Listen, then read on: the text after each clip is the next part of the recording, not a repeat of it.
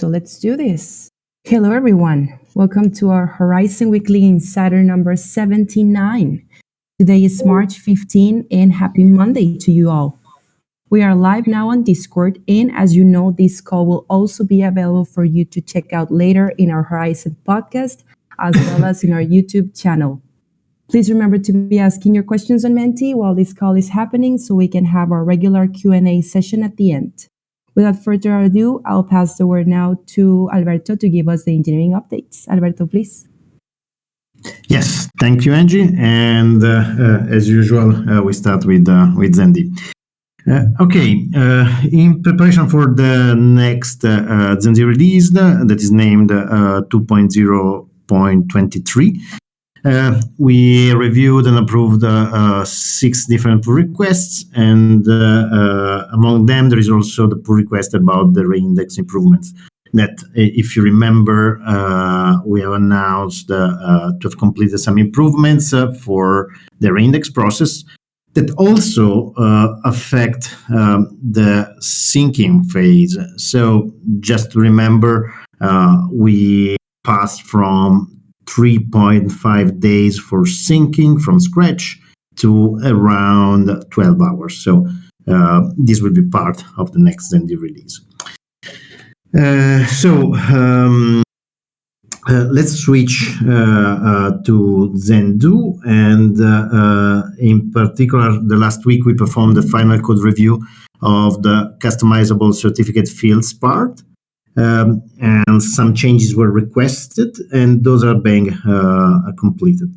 One of the goals of this week is to finalize the pull request and the review of it and the changes, and moreover, we plan to start working on the design of the proof verifier integration. That is one, let's say that the last most important part in the Zendu development. Now switching on the SDK.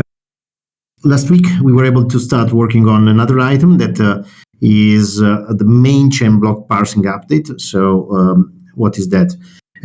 We introduced in this final Zendu release in the implementation in the main chain backward transfer request and the seize sidechain withdrawals. And so, and these impacts obviously have impacts also on the sidechain side, for example, in block parsing. So the implementation is just finished, and the first level of code review can now start. In parallel, we're also performing other initial code reviews, always related to the SDKB, and that are multiple certificate processing for different qualities, and the keep track of the cumulative sidechain block transaction commitment tree. Okay, regarding the proving system, we are moving on with the final Marlin proof and circuit structure. And here, let me say that we are currently finalizing the structure of the new proof that we will publish in mainchain, and this will be, used for, or better, will be the last proof of the epoch that is the result of the recursive proof composition on the sidechain side. And so we are moving on with these, and we are also bringing on the first level of code review on the segmentation part. The last item is related to the Zendu incentive scheme paper. After some very last improvements, the paper is now in final review, so stay tuned for that. Okay, that's all for today from our side. Back to you, Angie. Awesome. Thank you so much, Alberto. And let's continue with Chronic to give us some of the infra updates. Yeah, happy Monday, everyone. So I'd like to take some time to talk about last week's incident on the secure and supernode tracking system. So what actually happened? One of the largest data centers we rely on to host the secure node tracking system burned down last week. This all started in the early morning hours of Wednesday, where we saw more and more services failing. So actually cascading and escalating failures of cloud instances going down, and as well dedicated servers which host our databases going down. And this led to essentially half of the European secure node servers going down and all of the European supernode servers going down. And for supernodes, this didn't cause that large of an impact because we actually had overcapacity in terms of the number of tracking servers. But for secure nodes, this was a real problem from a load perspective. So we had to disable challenges just to reduce the amount of load on the system. And the secure node servers had 5,500 nodes each, as well as reduced database performance. So we employ pretty much microservices architecture for the whole tracking system, with application servers and additional servers for Zen nodes that answer to challenges. We also internally run our own block explorers, and pretty much half of everything for secure nodes went away.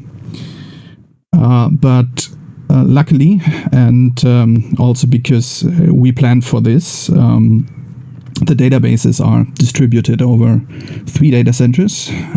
Now it's 2. Data was safe, and so it's a master setup with the databases, and all of the remaining servers that were relying on the Strasbourg servers essentially automatically failed over to a different database backend. But we had, first and foremost, we had reduced redundancy, which we had to take care of immediately, because in the very first hours of this incident happening, we didn't actually know what was going on. And so we made sure that the databases are okay and safe, and then we had to go into action. And after finding out that actually the whole data center was essentially a total loss for us, we started planning to replacing the services and bringing them back up. Now this all took essentially 48 hours for all of the lost instances to be replaced in a different data center location. All the while this was happening, challenges were disabled. And well, I mean, it was a lot of work, and we're going to take our own lessons as well. So we want to make sure that automation is in place to replace instances quicker. Not everything is under version control, but a large part of it is, but there are always some manual steps required. And so re-enabling services and challenges also revealed that a lot of hosting providers are struggling with challenges. So all the while though the challenge system was offline, people were unable to manually schedule challenges. So that exposed some issues for them.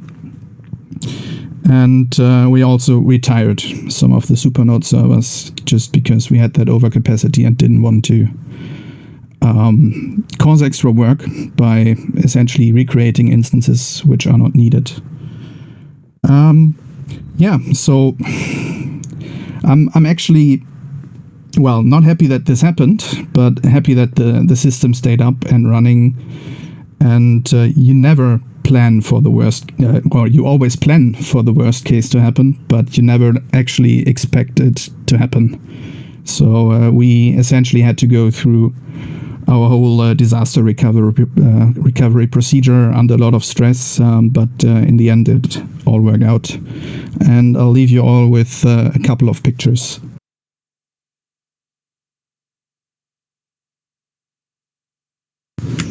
Back to you, Angie. Thank you, Chronic. Let's continue with Jonathan to give us some of the growth updates. Hey, everybody. Happy Monday. That's a tough one to follow.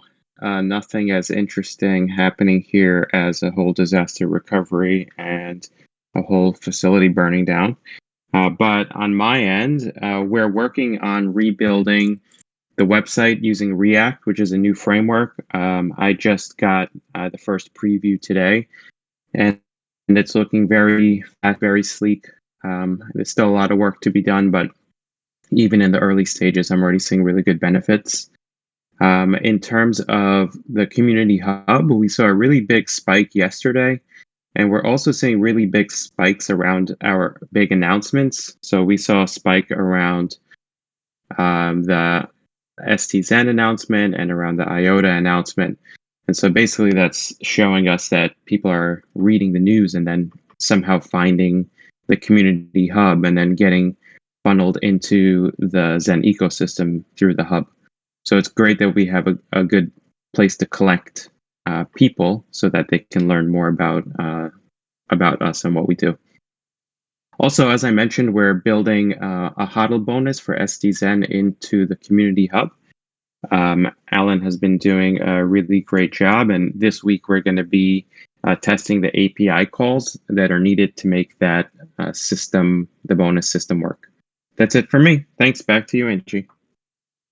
Thank you so much, Jonathan. Now let's welcome Kaspars to give us the BD updates. Thank you, Angie. Hi, everybody. An update on BD side of things. So a new sidechain partnership will be announced tomorrow. And also we have received back a signed MOU from one of our partners to develop an audit chain solution similar to how we are doing it with Celsius.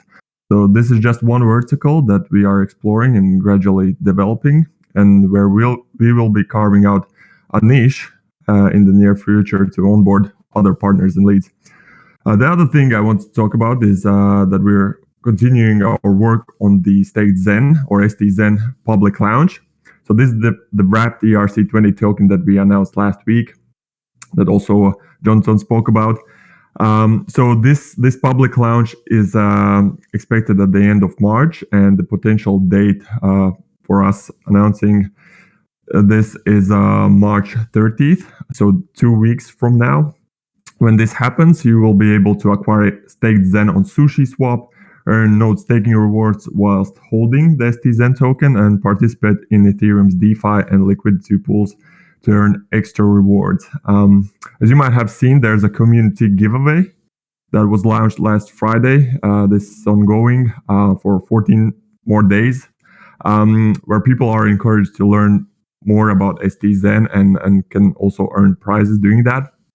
In the meantime, we are working on releasing new educational materials leading up to the public launch. We are continuing our work on STZen integration partnerships and liaising with parties that will be participating in the STZen launch and providing liquidity on SushiSwap to accommodate all the trades that's going to happen there. So lots of work going on in this front. People are quite active in engaging with the team on STZen Discord channel. So if you have any questions, suggestions, or comments, or just want to shout out your support, then it's a great place to do so. That is it from BDSide today. Back to you, Angie. Thank you, Kaspars. Now let's welcome Lucy for the marketing updates. Hello, everyone. Happy Monday. So we released our partnership with StakeCount last week, as I think most of you guys already know that. And in the same week, we hosted a live AMA with the StakeCount CEO Albert, and then it was an hour-long AMA with a lot of question answered about the partnership and the upcoming STZen. So if you missed it or want to rewatch, the AMA replay is now on demand on our YouTube channel. So please check it out, especially if you have questions about STZen. And to celebrate this partnership and upcoming STZen, Kaspar already mentioned also that we are currently hosting a community giveaway. We are giving away $500 worth of prize to people who learn about STZen and help spread the news. It's super easy to enter. You can find the competition on our the giveaway on our social media feed. And then I wanted to also remind people again that the STZen is now on testnet. So please try it out and practice it before you become available officially on SushiSwap, so you'll be really good at it. And Rob had a very busy week last week as he was invited to multiple events and talks. So Rob was invited to speak at an event called Reimagine 2021 on the topic of history of coins. So that's the Reimagine is the largest blockchain education event with a network of more than 100 universities and partners, and the organizer sought out speakers within the blockchain space to discuss the most important developments while exploring the history of crypto industry and the connection between the two. So thought Rob is a great fit. So Rob's speech is available now online, and then we also have shared it on the social media. So please check it out. And he was also invited as a guest in the Crypto Daily podcast, hosted by Matthew Aaron. And Matthew's question was that why Horizen is mooning. And Rob provided his insights. So if you're also curious, please have a listen. And also, our partner invited Rob and then our community to join their Clubhouse session to talk about Horizen, Zen payments, and his vision on the future of crypto, and even crypto payments on Mars. So really interesting. And the Now Payments, our partner, they have put together a recap for the event. So if you've missed it, you can head to their blog and read about it. We share the blog recap on our Twitter as well. And lastly, Casper has also just mentioned that we are announcing another new sidechain partnership tomorrow, and more partner AMAs, and they're coming soon as well. So stay tuned. That's it from me. Back to you, Angie. Thank you so much, Lucy. Amazing updates on the BD and marketing side. Now let's welcome Rosario to give us the product and engineering updates. Hard always to follow that, and can't wait for the announcement to come this week. So happy Monday, everyone. Last week, Alberto shared impressive sidechain performance numbers that we'll share with the press and the community. And so keep an eye out for that, because it's extremely impressive. As you can see from the slide that Angie posted, just wanted to highlight some of the background work that happens. The PM team continues providing support to 6 active projects. There's a lot of moving pieces, a lot of changes, and nearly 20 team members to coordinate all the tasking activities across Milan and distributed teams. So the summary that you just saw was just a high-level summary, but there's hundreds of activities behind it, and there's a lot of moving pieces. So just wanted to mention that. Last week, we fixed a security bug in Sphere, so please ensure that you upgrade to Sphere 1.2.9. And remember to download it directly from our website, horizen.io/Sphere by Horizen. Special thanks to community volunteers Spencer and Nate for pinpointing us to a service desk issue, and Chronic and Gustavo for debugging, and of course Paolo was very swift with the fix. So thank you all for that, and please be sure to upgrade your Sphere wallet. From the Horizen Labs perspective, okay, guys, great news. 2 amazing announcements here. So we have our first Celsius audit. We have our audit chain. So we have our first audit chain, and it's nearly complete. And actually, the development is complete. It still has to go through the code review process of review and approval, but it's complete from a development standpoint. Paolo integrated the cryptographic library, so we have an audit blockchain that independently confirms and certifies Bitcoin transactions. This opens up many use cases for centralized financial institutions to prove their liquidity, and brings transparency to these centralized financial institutions. So this is amazing. The other announcement is that we have our first customized sidechain explorer. This is only a demo, but the important part here is that we were actually able to execute the vision that we had of this having a sidechain that is able to handle all these customize business, customize transactions that our sidechains are able to handle. So that was really amazing, and also opens up a wide range of new use cases to handle, to have the Explorer, customized Explorer for each sidechain. On the game chain front, the game developer continues to make great progress, and actually was able to conduct a successful test using our game chain library.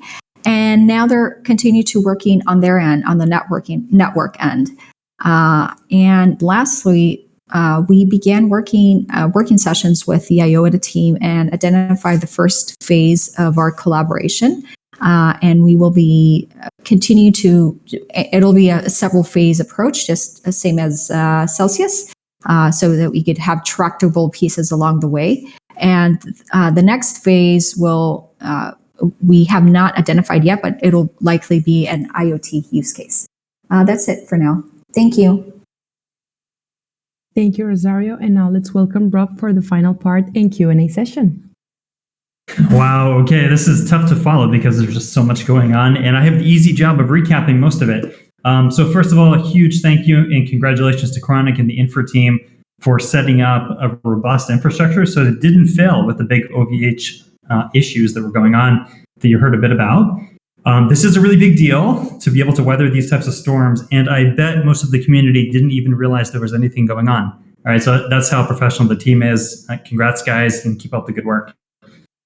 Also, big thanks to the team and community for identifying and fixing a Sphere by Horizen bug. And this is something, remember, if you use SPH, update your version to the latest release. It's on the website, it's on GitHub. And big thank you to Chronic, Gustavo, Paolo, Spencer, Stoic Nate, Vano, Rosario, and everyone else who worked to make this such a quick turnaround and high quality work.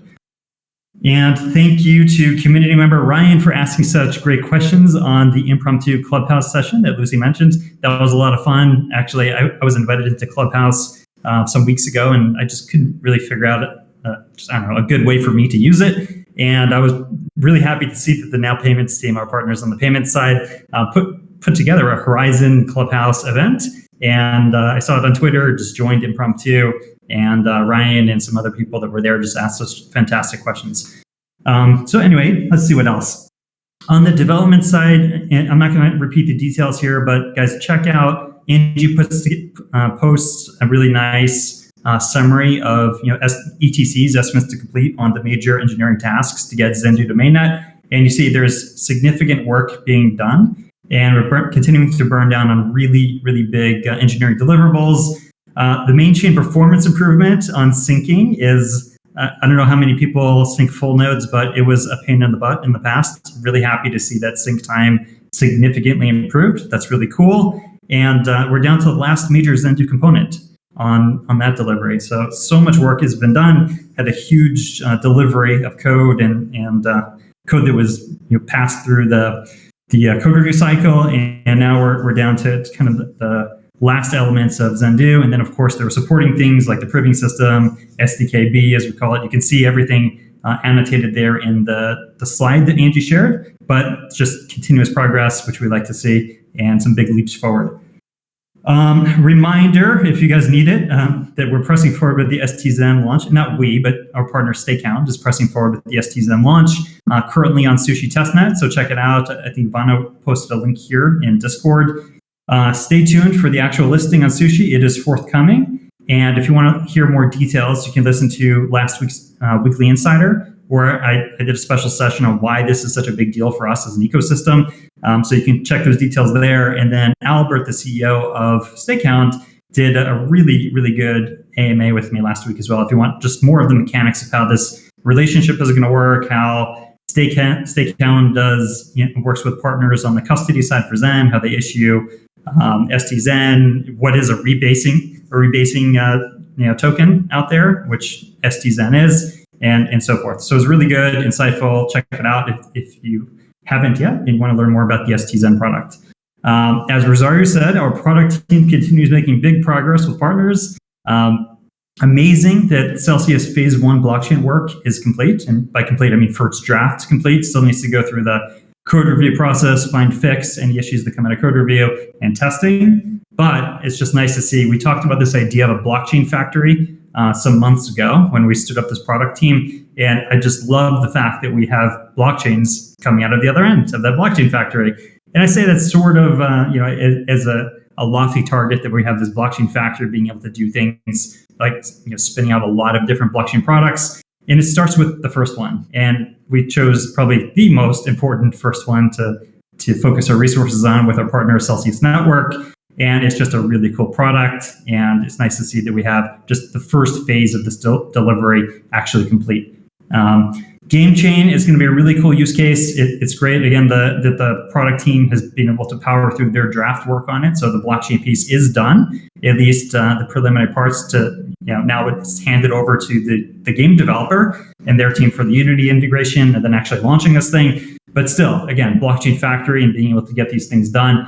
The first few are hard, and then it starts accelerating, right? So the first few, you're actually doing things for the first time, learning as you go, and we've learned a lot. And that was really one of the big reasons for why we stood up this team, this product team, to just churn through and work with partners and churn through these use cases. First of all, people always ask, who's actually using Horizen, right? And we need to be able to answer that question definitively. And right now, you can go to the partners section of our website, and you can see exactly who's using Horizen. And it starts with the SDK. The SDK is still a beta product, and this is still pre, all of the Zandi work that's going on right now. But even with this product, there were so many incredible lessons learned as we were going. Things like how to set up and keep up multiple nodes that are running versions of sidechains, how to do custom development for applications with the sidechains, right? So now that this has informed a lot of our product development, and we're going to continue to improve and move forward as we get the actual product to mainnet. So let's see what else. These performance numbers that you've heard mentioned a few times, and Alberto mentioned them for the first time publicly last week, are fantastic. Honestly, they are, I don't even know the appropriate word, but people look at Horizen right now and they see like a clone of Zcash. They see this like Bitcoin-like blockchain. For those here in the community who follow what we've been doing over the last several years, you know what's coming, you know what Zendo is and what the capabilities are in theory, but it's really nice to see that theory and all of these nice potential applications be boiled down to real performance estimates. Now, again, estimates always rely on a bunch of assumptions, but the assumptions we think are reasonable. And this is really just, again, order of magnitude estimates. So don't think specific numbers. Look, in here, 10, 20,000 transactions per second. Don't hold us to the specific number, but order of magnitude, it's up there in that range. And, that's a really big deal. So this project is being transformed significantly from this Bitcoin-like blockchain to now a blockchain ecosystem that has very powerful supporting use cases that we're cultivating now in parallel. So anyway, what we're going to do is we're going to formalize these estimates, that we're going to get this to the PR team, and we're going to make some noise because this is too big of a deal to sit on it. And I love that we have our diehards, loyal community members who join these calls, but we need to get the news out there to the rest of the industry, to the rest of the world, that when they think about blockchain use cases, they need to be thinking about Horizen. Finally, what I'm going to say is now that our financial condition is significantly improved with the treasury, Zen at $3 is much different from Zen at $50 plus, right? So we need to think through the next phases of ecosystem development, and we're starting to think through some ideas like how are we going to extend the bounty program? Like how are we going to get more bounties out there for people? How are we going to use bounties to cultivate a healthy open source ecosystem and so forth? And even thinking through some ideas of like some sort of opportunity, fund for people that want to grow in this ecosystem. So if you're an entrepreneur out there and you have some idea, maybe you can actually get that idea built in the Horizen ecosystem versus going to some of the other competing blockchains out there. Anyway, all preliminary ideas, but just so that you guys know what's kind of on the horizon for Horizen is we are thinking through now how are we going to be using this added budget that we have in the treasury to really catalyze this ecosystem. So what we've been doing for years now has been focusing almost exclusively on software development. You really don't or haven't seen us making much noise from like a marketing perspective, despite having a very robust professional marketing team internally. We just haven't been going out there and making too much noise thus far. That's going to change, and we need to think how we're going to use these resources to really amplify messaging and grow this ecosystem to make it a very healthy, decentralized ecosystem that we've been building for years now. So anyway, more to come there. Just wanted to get the idea out there to you guys that we are thinking of other creative ways to catalyze this ecosystem. I'll stop here. There's a lot going on. I feel like these weekly insiders should be like, I don't know, it's like the content of a monthly insider, but we do this every week. So anyway, thanks for joining, guys. Back to you, Angie. Thank you so much, Rob. Amazing news, definitely. Always excited. And thank you, everyone, for contributing with your questions as well. So the first one is, what do you think about all the projects coming up that's integrating ZK snarks with business use? How do you compare yourself to them? Yeah, I'll tell you what it gives us is validation that we're on exactly the right track. And I've been saying this, what is the unique value prop for blockchain, right? It's information integrity. And how are you going to convince people to put, a whole boatload of information on a public ledger? You need strong privacy. And that's exactly where ZKPs come in from our perspective and what we're doing with them. So not only are we using ZKPs for security in the Zendu system, but we're also setting the stage so that we have strong privacy preserving applications using ZKPs. So in the broad context, I view this as a really, really positive development because people out there are realizing that ZKPs represent this really crucial missing piece to making blockchain scale into real world applications. And there aren't many teams in the world that can actually do this stuff and do it well. So actually a lot of the blockchain partnerships that we're cultivating now on the BD side are coming from the specialization that we bring to the table with ZKPs and being able to apply these in the application world.